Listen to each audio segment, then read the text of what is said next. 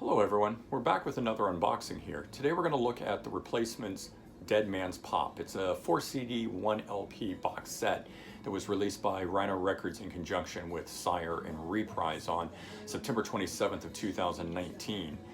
The box set itself, titled Dead Man's Pop, is the thing that it centers around is a remix of the album Don't Tell a Soul. Don't Tell a Soul itself, this is the album cover of it here, the original one, which was originally released February 1st of 1989 on Sire Records and was produced by Matt Wallace. At the time, the band wasn't very happy with the mix of this that Chris Lord-Alge did. He gave it what has been described as a three-dimensional radio-friendly sound, and that was something that didn't ever sit really well with the band. So given the opportunity, they decided to do a remix of it, and they brought back Matt Wallace, their producer, to do that mix. And the disc itself has a different track running order and has this new remix. Then the other discs that are in this thing are rarities and a live concert, and the LP itself is the remix of Don't Tell a Soul on here. So let's take a look at this. This is the front of this. Which is, as you can see, a different cover than the original album. So they do go all out making this more of a companion piece than a straight box set as the original album and mix is not contained in this. So if you own the original album, this is still totally worth owning. This is the back side here. You can see the spine there. It's really good, hard, book-like material when we open it here. You can see the vinyl is over on this side. The booklet's also contained within that. And you have your 4 CD discs that are over here. The booklet itself slides out. Let's pull that out and take a look at it. It's a standalone booklet which allows you to look at it separately. It's not contained with it, which is kind of nice sometimes, just to be able to pull the booklet out. We go inside and we take a look. It's got a lot of very small fine print, but a lot of great information about the band, the history, how this all came to be.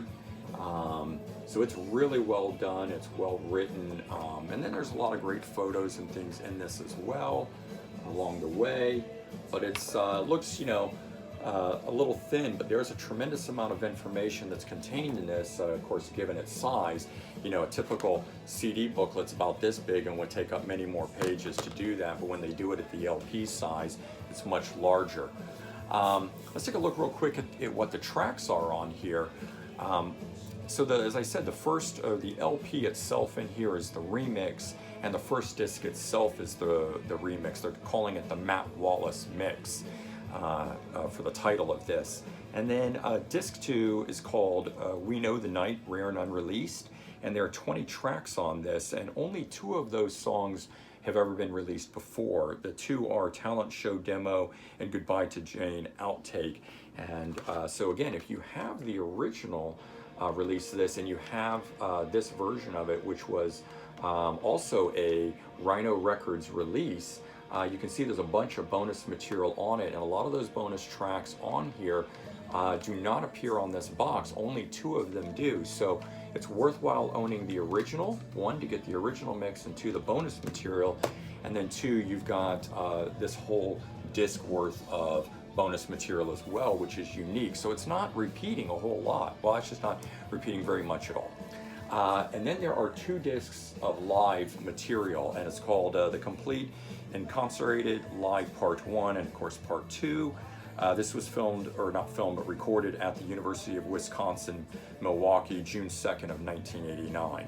So again, a lot of great information on this. You can pick this up through Amazon or the band's website. It's a fairly good deal on it, and I would highly recommend it. This was the first album that Slim Dunlap played with the band. He was replacing Bob Stinson at the time, an original founding member who had been released from the band due to health reasons, and so he came in and took over, and a little bit of a new sound, but Paul Westerberg always wrote everything, so very much still the Replacements.